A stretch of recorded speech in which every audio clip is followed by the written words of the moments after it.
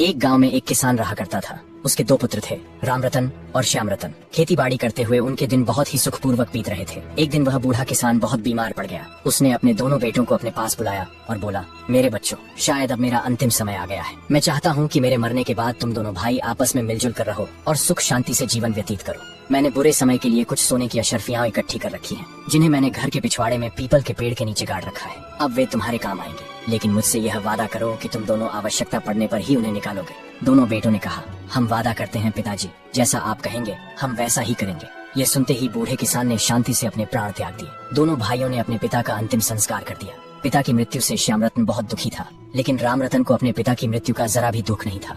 उसकी आंखों के सामने तो बस सोने की अशर्फियां ही घूम रही थीं। रात को रामरतन को नींद नहीं आ रही थी। वह बार बार करवटें बदल रहा था। आधी रात के बाद जब सब सो गए तो वह उठकर बैठ गया और सोचने लगा, श्यामरतन के जागने से पहले मुझे अपना काम पूरा कर लेना चाहिए, वरना फिर ऐसा मौका नहीं मिलेगा। यह सोचकर उसने अपनी कुदाल उठाई और घर के पिछवाड़े के उस पीपल के पेड़ के नीचे जा पहुंचा, जहां पर अशर्फियां घड़ी हुई थीं। कुछ ही देर में उसने जमीन खोद डाली और वहां से सोने की अशर्फियां बाहर निकाल ली। अशर्फियों को देखकर वह बहुत खुश हुआ। वह मन ही मन बोला, अब तो मेरी जिंदगी में किसी चीज की कोई कमी नहीं रहेगी। उसने तुरंत ही वह घड़ा उठाया और दूसरे पेड़ के नीचे जाकर गाड़ दिया। फिर चुपचाप घर लौटकर अपने बिस्तर पर लेट गया। सुबह होते ही श्यामरतन ने जोर जोर से आवाज लगाई, भैया भैया जल्दी उठिए, गजब हो गया। घर के पिछवाड़े पीपल के पेड़ के नीचे की जमीन खुदी हुई है और सारी अशर्फियां गायब हैं। लगता है कोई चोर रात में चोरी कर गया। रामरतन अनजान बनने का नाटक करते हुए बोला, क्या ऐसा कैसे हो सकता है? चलो मैं चलकर देखता हूँ। दोनों भाई वहाँ पहुँचे तो सच में जमीन खुदी हुई थी। श्यामरतन बोला, अब क्या करें भैया? मेरा विचार है कि हमें कोतवाली जाकर सूचना देनी चाहिए। कोतवाली?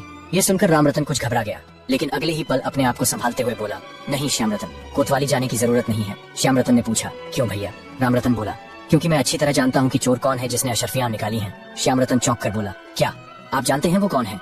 रामरतन ने ठंडी सांस लेते हुए कहा, हाँ, और वो चोर कोई और नहीं, तुम ही हो। श्यामरतन यह सुनकर स्तब्ध रह गया। भैया आप क्या कह रहे हैं? मैं चोर नहीं हूँ, मैंने कोई चोरी नहीं की।